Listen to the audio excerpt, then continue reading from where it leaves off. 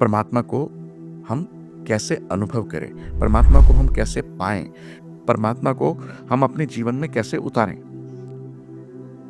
कौन सा तरीका है? देखिए, आप परमात्मा को देख नहीं सकते हैं, लेकिन अनुभव कर सकते हैं। और अनुभव कोई छोटी मोटी चीज नहीं है। मैं आपको स्पर्श नहीं कर सकता हूं, लेकिन इस वीडियो के द्वारा आप मेरे को सुन सकते हैं, आप मेरे को देख सकते हैं। मैं आपके शहर में भी नहीं हूं। तो एहसास और वो अनुभव, आप कहीं बैठे हैं, आपके कान में कोई आवाज आ रही है, आप उसको अनुभव कर रहे हैं, तो इसका मतलब आवाज तो है। इसी तरह से बहुत सारी ऐसी चीजें हैं, बहुत सारे ऐसे उदाहरण दिए जा सकते हैं, लेकिन मैं उतनी डिटेल में नहीं जा रहा हूं, क्योंकि आज विषय जो है बहुत ही आकर्षक है। तो आप परमात्मा को तो नहीं देख सकते हैं, लेकिन उसको अनुभव कर सकते हैं, और अनुभव करना भी कोई देखने से कम नहीं है। साथ होने का मतलब स्पर्श नहीं होता, या सिर्फ स्पर्श नहीं होता। साथ होने का मतलब एहसास भी आपको एक साथ रख सकता है। चलिए, आप परमात्मा को नहीं देख सकते, लेकिन प्रकृति को तो देख सकते हैं, फिजिकल नेचर को देख सकते हैं, भौतिक प्रकृति को हम देख सकते हैं। अब अगर आप थोड़ा सा ध्यान से सोचें कि जैसे हमारा विज्ञान है, विज्ञान किस तरह से खोज करता है, विज्ञान किस तरह से सोचता है। विज्ञान सोचता है कि ये चीज कैसे बनी, या किस किस चीज से ये चीज बनी। भौतिक प्रकृति बनी तो किस किस चीज से बनी, कैसे बनी। और आध्यात्मिकता क्या देखती है कि किसने बनाई। दोनों में फर्क कुछ नहीं है, लेकिन रास्ते अलग अलग हैं, खोज अलग अलग है, व्यथा अलग अलग है, पीड़ा दूसरी है। तो अगर आप इस बात को बिल्कुल आराम से सोचें और समझें कि आध्यात्मिकता क्या सोच रही है। आध्यात्मिकता सोच रही है कि ये किसने बनाई। विज्ञान तोड़ता है, आध्यात्मिकता जोड़ती है। आध्यात्मिकता जुड़ाव को देखती है। बात विज्ञान भी वही कर रहा है, लेकिन तरीका दूसरा है, तो विज्ञान तोड़ता है। अब जैसे आप किसी पदार्थ को ले लीजिए, विज्ञान क्या सोचता है कि ये पदार्थ किस चीज का बना, कैसे बना। तो पदार्थ को तोड़ा गया, तोड़ा गया, तोड़ा गया, और फिर सैकड़ों वर्षों के बाद धीरे धीरे धीरे धीरे तोड़ते तोड़ते तोड़ते तोड़ते आखिर में विज्ञान पहुंचा कि सबसे छोटा पार्टिकल जो है एक पदार्थ के अंदर, वो एटम है। फिर एटम किस चीज का बना, तो एटम बना इलेक्ट्रॉन, प्रोटॉन, न्यूट्रॉन। अब इलेक्ट्रॉन क्या है? इलेक्ट्रॉन जो है वो नेगेटिव ऊर्जा है। प्रोटॉन क्या है? पॉजिटिव ऊर्जा है।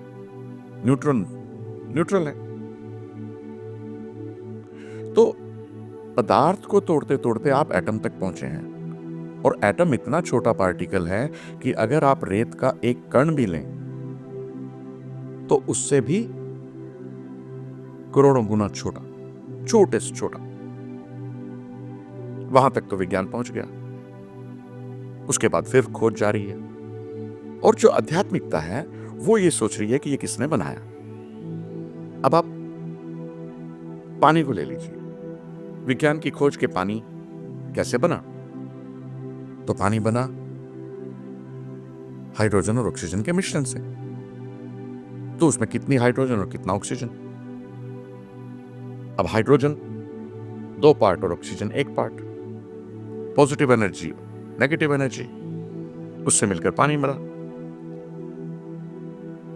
अगर आध्यात्मिकता को यही बात सोचनी हो तो आध्यात्मिकता सोचेगी कि पानी किसने बनाया। सिर्फ इतना फर्क। अब आप जैसे एक पानी की बूंद ले लीजिए। क्या आप पानी की बूंद से पूछेंगे कि क्या समुद्र है?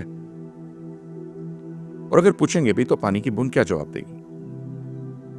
जब तक वो समुद्र का अनुभव नहीं कर लेती, तब तक वो नहीं बता सकती कि समुद्र चीज क्या है। लेकिन अगर आप देखें कि समुद्र में या पानी की उस बूंद में कोई भेद है, जब वही पानी की बूंद समुद्र के अंदर होगी तो वही बूंद समुद्र होगी, समुद्र का हिस्सा नहीं होगी बल्कि खुद समुद्र होगी। और यही बात हमें आध्यात्मिकता में जानने की जरूरत है। पानी की वो बूंद जब तक विराट का हिस्सा नहीं बन जाएगी तब तक वो विराट का एहसास नहीं कर सकती।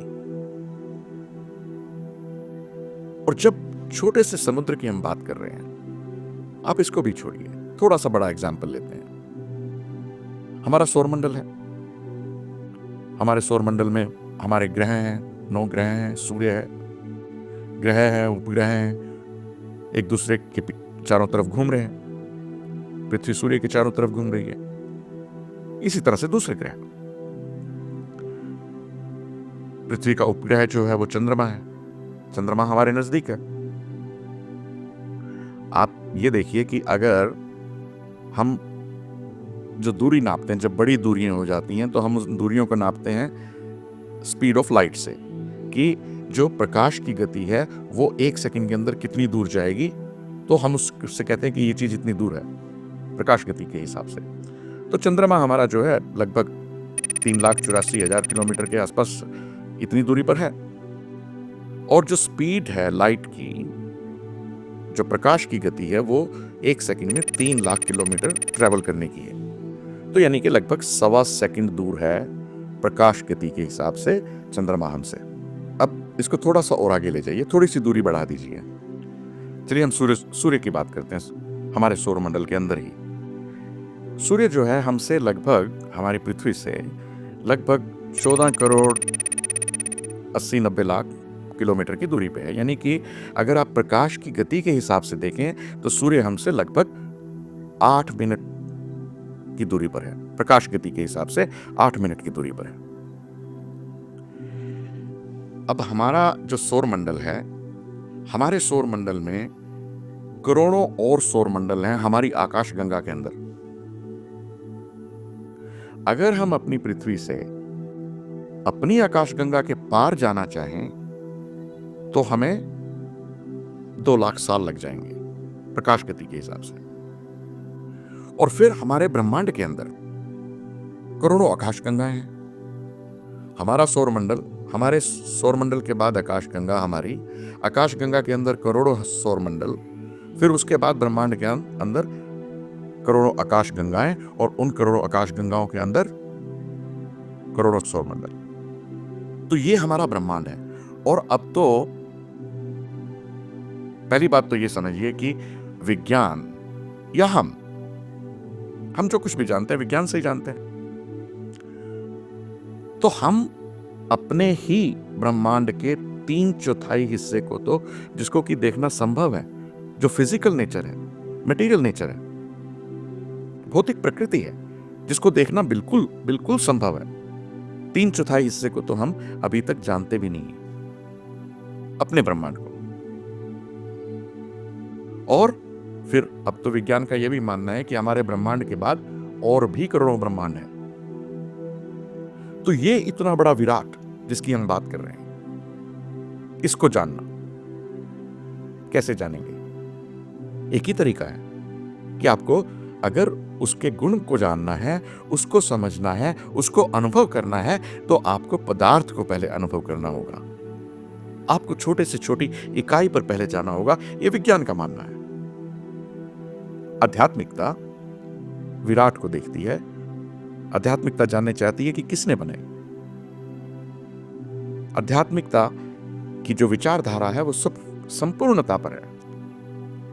लेकिन हम ब्रह्मांड की भौतिक प्रकृति की बात कर रहे हैं, और अगर हम परमात्मा की बात करें, वो कितना विराट है, उसको जानने के लिए, उसको पाने के लिए, उसको अपनी जिंदगी में उतारने के लिए, उसको अनुभव करने के लिए उपाय क्या है? ये सही प्रश्न है। अब मैं फिर से एटम पर आ जाता हूं, पदार्थ पर आ जाता हूं। मैं विज्ञान की चर्चा इसलिए कर रहा हूं ताकि हम बात को समझ सकें। और जब बात समझ में आ जाएगी तो संशय दूर हो जाएंगे और रास्ता, हमारा मार्ग जो है आध्यात्मिकता का, वो खुल जाएगा। एटम क्या है? जैसे हमने अभी बात की, इलेक्ट्रॉन, प्रोटॉन, न्यूट्रॉन क्या है? Positive energy, negative energy, neutral energy, है तो ऊर्जा ही, भौतिक ऊर्जा है, मैनिफेस्टेड है। मटेरियल नेचर, भौतिक प्रकृति जो है व्यक्त है, मैनिफेस्टेड है। अब आपको इस बात को थोड़ा सा और आगे ले जाना होगा और यह समझना होगा कि मैनिफेस्टेड और अनमैनिफेस्टेड में क्या फर्क है। हमारी भौतिक प्रकृति मैनिफेस्टेड है, व्यक्त है। इसके अलावा एक और प्रकृति है जो कि अनमैनिफेस्टेड है, यानी कि अव्यक्त है, और वो है spiritual nature. So physical nature और स्पिरिचुअल नेचर, इसके फर्क को आपको समझना होगा। अगर हम स्पिरिचुअल नेचर की बात करते हैं, उस विराट की बात करते हैं, उस परमात्मा की बात करते हैं, दाता की बात करते हैं, उस परम ऊर्जा की बात करते हैं, तो आपको उसकी छोटी से छोटी इकाई पर आना होगा, उसे जानना होगा। सबसे पहले उसे समझना होगा, उसके गुणों को समझना होगा, उसकी प्रक्रिया को समझना होगा, और वो है आत्मा। एटम की तरह आत्मा भी एक ऊर्जा है, अनमैनिफेस्टेड है, अव्यक्त है, स्पिरिचुअल नेचर का पार्ट है। जैसे मैं बूंद और सागर की बात कर रहा था, बूंद और समुद्र की बात कर रहा था। अगर आपको समुद्र को समझना है तो आप क्या करेंगे? आप पूरे समुद्र को उठाकर किसी टेस्ट ट्यूब में तो नहीं डाल सकते और उसको लैब में जाके एनालाइज नहीं कर सकते हो, उसको अनुभव नहीं कर सकते, उसके गुणों को नहीं पहचान सकते हो। तो आप क्या करेंगे? आप समुद्र से एक बूंद पानी की लेंगे और उसको एनालाइज करेंगे लैब के अंदर। ऐसे ही करेंगे। आप पूरे समुद्र को तो नहीं कर सकते, लेकिन उस समुद्र का अनुभव करने के लिए, उसको जानने के लिए, उसको समझने के लिए आपको एक बूंद को लेना होगा। अब जब वो बूंद समुद्र में नहीं है तो समुद्र तो नहीं है, वो तो बूंद ही रह गई। लेकिन वो बूंद उस समुद्र के गुणों को लिए हुए है, ये आप जानते हैं। तो ये एक एटम का, एक अंश का रिलीजन है, उसका स्वभाव है। रिलीजन से मेरा मतलब, धर्म से मेरा मतलब संस्थागत धर्मों से नहीं है। धर्म से मेरा मतलब स्वभाव से है।